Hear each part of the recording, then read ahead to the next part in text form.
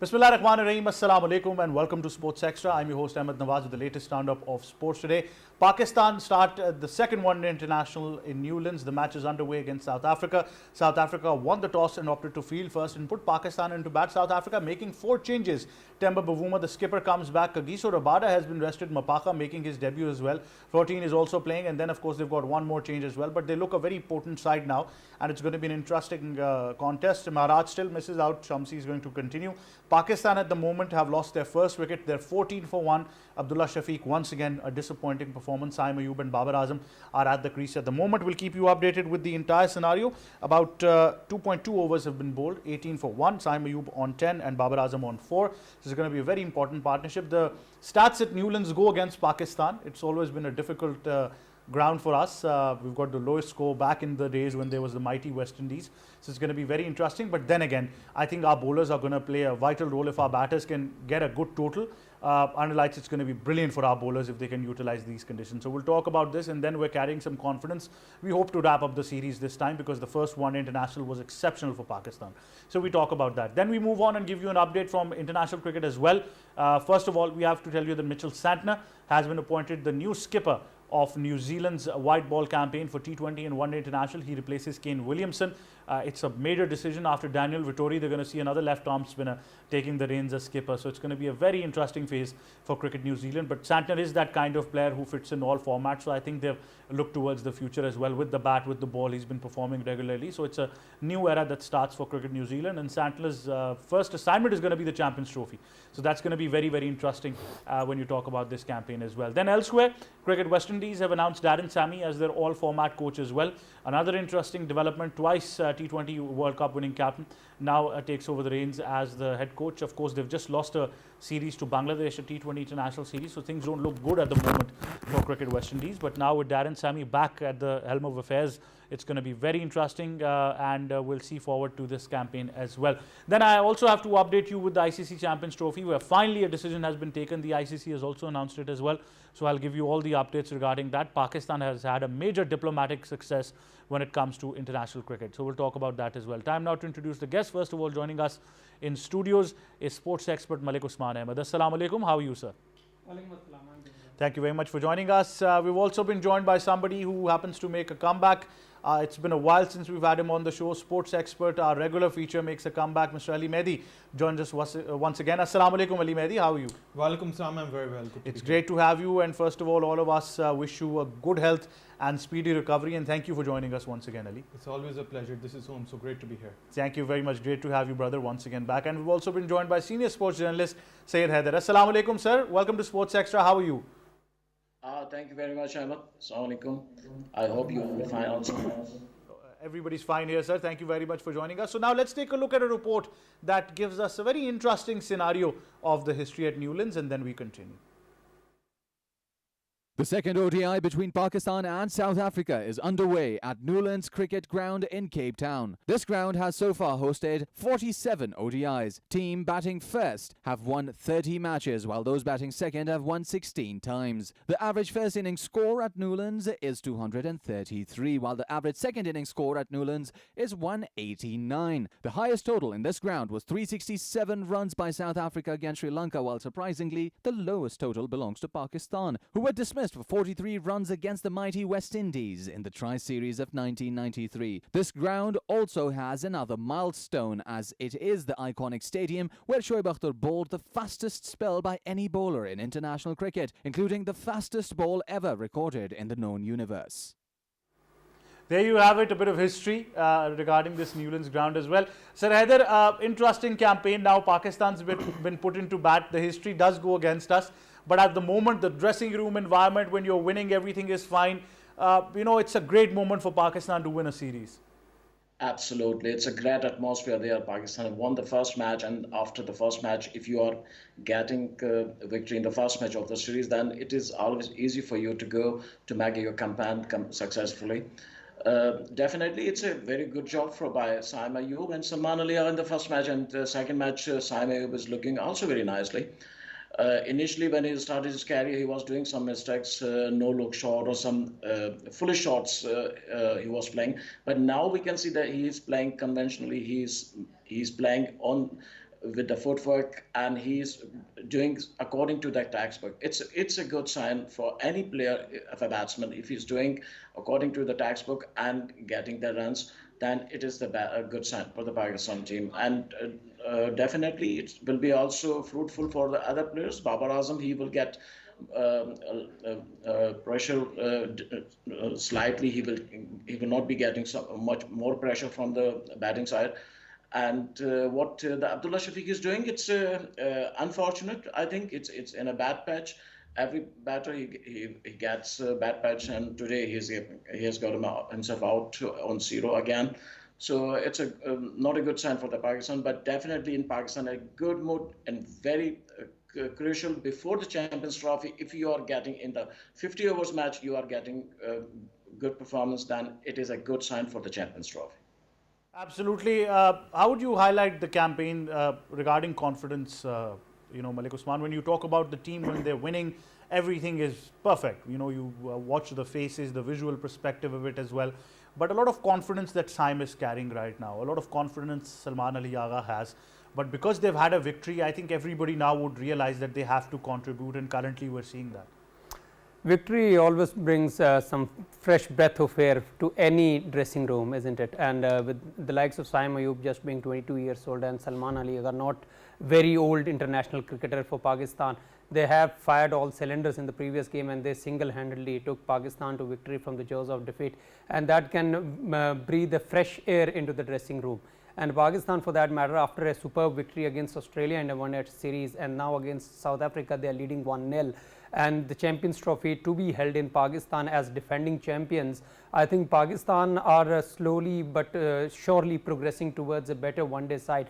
Pakistan's one-day team has been a weakling. They have been good historically T20 side, but of late their one-day side team was called into question as far as their performances were concerned, especially the 2023 World Cup. But slowly but surely they are getting to that level where international teams like to be, and being defending champions of Champions Trophy, they need to show much more gutso, and they need to win this one-day series against South Africa in South Africa, because winning in Sena countries, whichever format, no matter, is no fluke, and it does tell a lot about the mentality, the technicality, and the confidence and mentality about the team that is performing in one-dayers.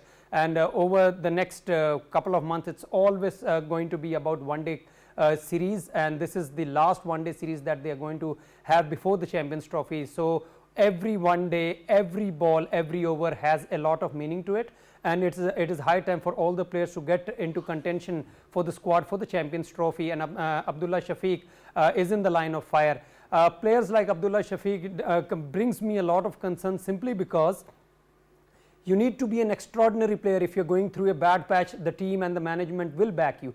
But if you are an average player and you're contributing as much as the other members of the team are doing, so there is a list of players that are in line to take over your position, and I'm afraid that his bad patch has continued for quite a long time now, not just in one day, but it also includes test match cricket as well. So I think he's in the line of fire, especially with Fakhar Zaman ready to get back to this one-day side, and Saim Ayub performing so well. 2 years is a pretty okay time for any player to adjust. Obviously, he had a good one-day World Cup. So it's not that he's not acclimatized to the environment of a international game. So the problem with the new player is about the acclimatization with the international game. But he has started really well, but off late he has been extremely poor, and his innings or his performances of late have not sent any shivers to the opposition as well. So even if he scores, he does score a good 50-60, but he hasn't set the stage on fire in one day anyway. So his poor performances are going to signal some new players to find right. We just go towards a short side. break, but I think when we come back, we'll discuss things in detail and give you the latest update of the game as well. Stay tuned.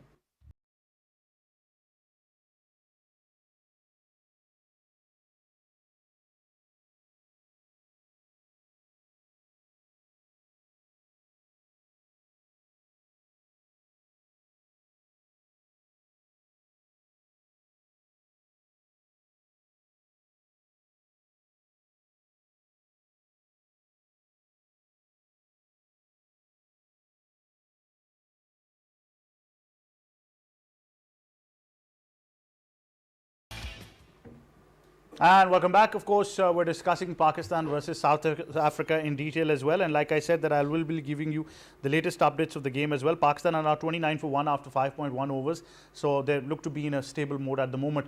But Ali Mehdi, it's exceptional. We won an ODI series on Australia. Now we're 1-0 up in South Africa. And right before the Champions Trophy, these are the kinds, these are the kind of things that you look forward to from a one-day international side, carrying confidence in combinations. It's very important actually to play very well and to carry that confidence. And I thought that series in Australia, where nobody gave Pakistan a chance, but to come and to win, going 1-0 down and still to win 2-1 was remarkable. I mean, it just shows the mental strength and how much the talent we have in the team. The most important thing over here is that all the players need to perform. It's not like certain players, like you saw the other day at Parl, in Western South Africa, that it was the two players. It was Salman Ali Agha and Saim Ayub who single-handedly actually won Pakistan the game. Otherwise, they were tottering and they were in great difficulty. I believe 50 or 60 for 4. So it was that incredible partnership which actually got Pakistan through. And then Salman Ali Agha with the ball too, getting 4 wickets. Look, this was somebody who's been criticized for so long over here. I was reading the other day that he was vice captain and his vice captain,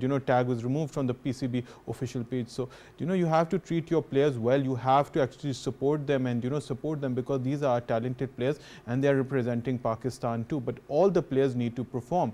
Now, the thing is, yes, our bowlers also did well, but, everybody needs to perform. You were just talking and Usman Bhai was also talking about Abdullah Shafiq. Abdullah Shafiq is a very talented player, but is he right for the ODI format? I'm not too sure. I think for Test cricket he's phenomenal, but if you've got players in the wings waiting, you need to bring them back. Fakhar Zaman is a prime example. He's one person who's actually always been a match winner for Pakistan. You need to bring him back. We cannot forget that the way he played in the 2023 World Cup. Yes, disciplinary issues. Yes, physical problems too. You have to overcome that. You need to bring your best players. So whilst Pakistan has done well in the ODI format, it's only been because of certain players. All the players need to perform. Rizwan needs to perform. Babar needs to perform. Kamran Ghulam, yes, he's early in his career. He needs to perform. Everybody needs to perform so that, that confidence which Saim Ayub is carrying and then Salman Ali Agha is carrying, so that all the players actually can, get that sort of confidence and we can go steamrolling into that Champions Trophy. Well, certainly, but Ali Mehdi, I think one thing is very particular that we analyze that, a talent like Saim Ayub is once in a generation. And that's why I think it's very important how we take care of him as not just only a cricket board, but as a cricketing nation. I think that's a very good point you've raised over here. Saim Ayub right now is being, I think, overburdened. He's been playing with all 3 formats. I generally feel that so much cricket is being played right now, you have to manage the workload of all these players, certain formats. I personally feel that, that players should not play all 3 formats. There should be 2 at least formats so they can play respectively very well in that. You're burdening Saim Ayub by playing him in all 3 formats. Yes, he's still young, 22, but still, just like Shaheen Shah, I know he's a bowler, but he's burst onto the scene. You overburdened him, he got injured. Saim Ayub is an exceptional talent over here. You need to make sure he plays 2 formats. I still feel, and people may disagree, that he's not a test batsman. He should just stick to the white ball format. But obviously the management knows better. But he's shown that sort of talent. He has that wagon wheel where he's playing shots all over 360 degrees. He's an exceptional talent. But like you said, workload management is extremely important, and if you want to preserve this talent, you have to work on that. Well, certainly they do. Sir Haider, Saim Ayub is once in a generational talent, as I just mentioned. It's great to see that he is at this young age mature enough to understand that he wants to perform for Pakistan. He's analyzing the situation. It's too early for him still to be compared to any great, but then again, it's after a while we can see a player who the world is talking about. Ricky Ponting has hailed him as in line to be one of the best in the world. Michael Vaughan has said we're going to be talking about him for the next 10 years. But the onus is now on us as a cricket board and fraternity how we handle him. Yeah, absolutely. This is always a problem for the Pakistan cricket, that once a player who can play better for the Pakistan, then Pakistan cricket management, they put in every format. Saim Ayub, definitely, he is a national talent. And also he's doing according to textbook right now. He's playing very nicely. He is getting his responsibility. He's doing for the team really very well at this moment. But the question is that how long he will do it, because a player, if it's under heavy pressure, under heavy burden, then his performance will will be slightly, it will be go down. So now the Pakistan Cricket Board has to think about it. Other players who are capable to play in other formats also, then Saim Ayub can be rested for at least for one format, as Ali Mehdi said, that all three formats, if the player is playing, then definitely he will be under some deficiency. So what is the major problem of Pakistan team, that we are lacking some good openers. After a long time, we have got someone in the opening slot, a good opener. Abdullah Shafiq is also a good opener, but the problem is he has no consistency.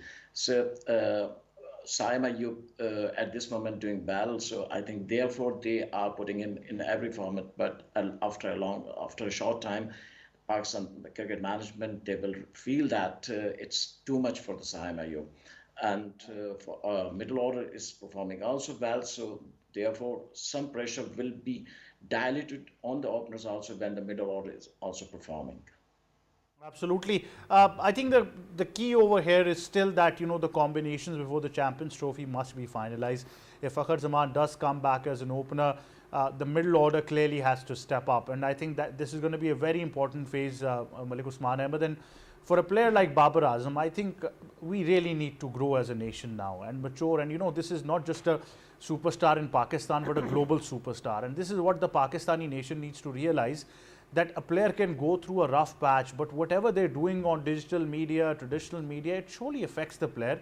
And this is a time where players surely need the support, and we just have to stop bashing him as a nation. That's true. If you talk about Steven Smith, after 1.5 years, he scored 100. Talking about Virat Kohli, for the past 4 years, he has done nothing in Test cricket. But how many voices did you hear from those countries, the supporters from those countries? None. But as far as Babar Azam is concerned, when you overdo things, when you over criticize someone, then people like us do think about the other element as well, that whether it's an agenda or something. See, you have a player who is the best player in the side. If he fires, the team wins. If he doesn't fire, the team loses. And that has been the mantra for the past couple of years. And now, because he has started, he has failed to fire in a couple of games and Pakistan lost, all the onus is on him. And people suddenly start talking about dropping him. If you want to drop him for that one player who wins you games, then who is going to win you the games? It's just like that it was a Lara era and you want Lara to be dropped from the West Indies side. You were already not winning any game. How are you going to drop Lara? Nobody spoke about that either.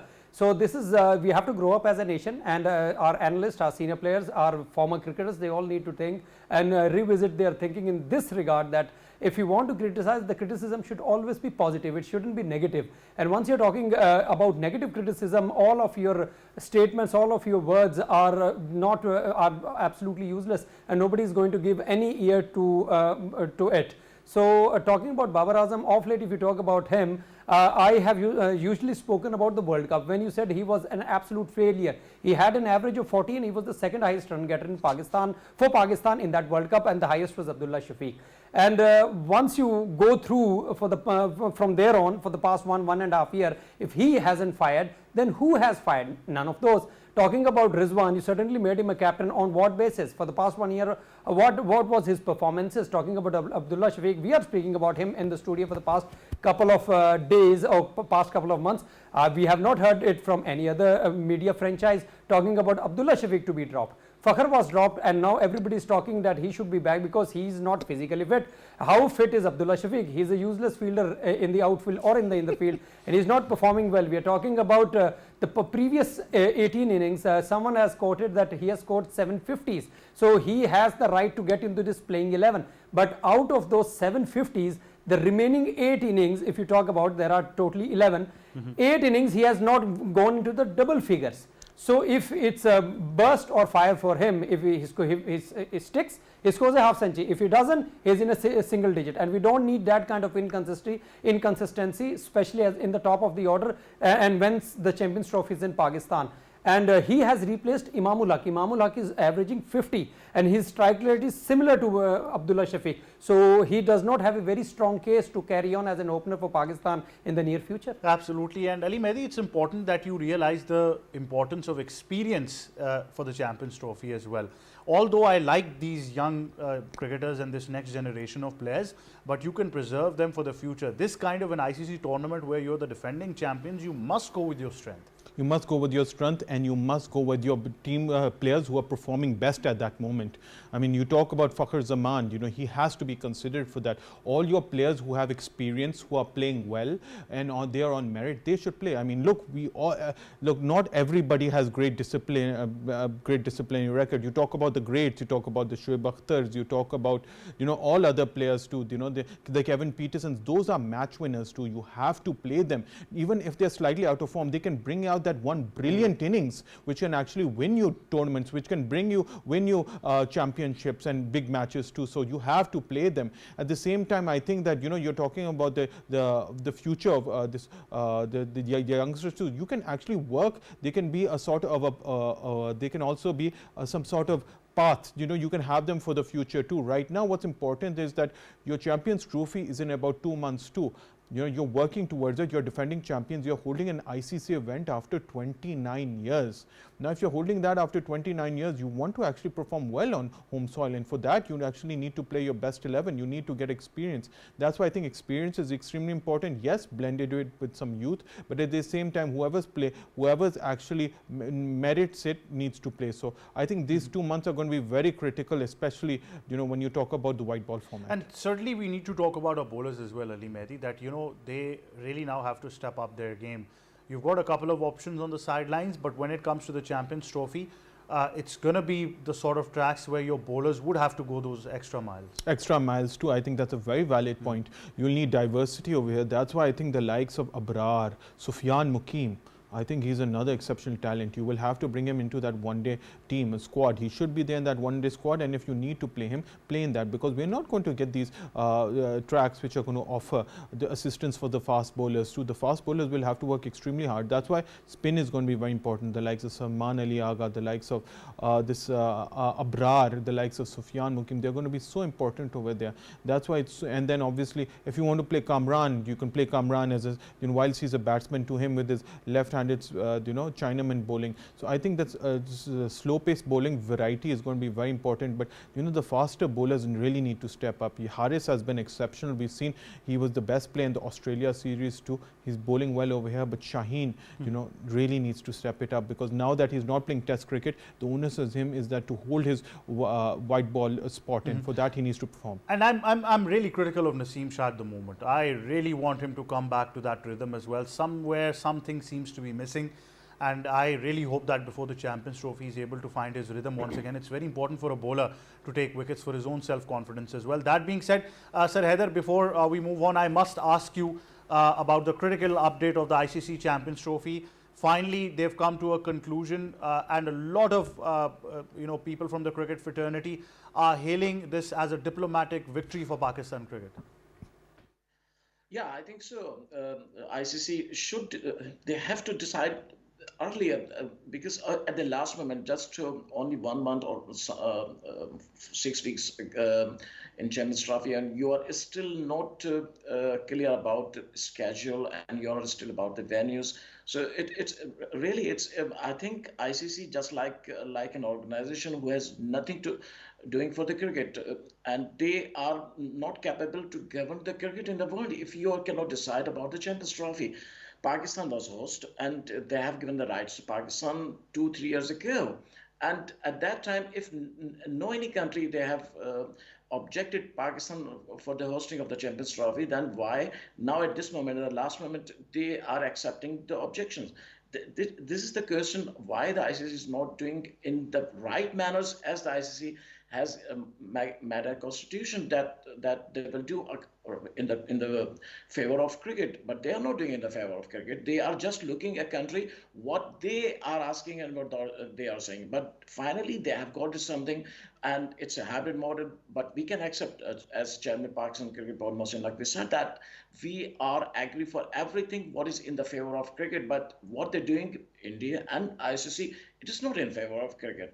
But I hope that it should be in good mood, and the conditions what they have been agreed, it will be implemented in the T20 World Cup in 2026. Once they have to play against Pakistan out of the India. I hope that they will not refuse to play outside the India, and the conditions what they are making in the contract, they will be met from the India. Certainly, but once again, we do hope that the ICC realizes that it's a governing global body of cricket around the world. It's not just one board's scapegoat, and they've got to act like that as well. That being said, the update is Pakistan have managed to score 50 now for the loss of 1 wicket in 8.2 overs.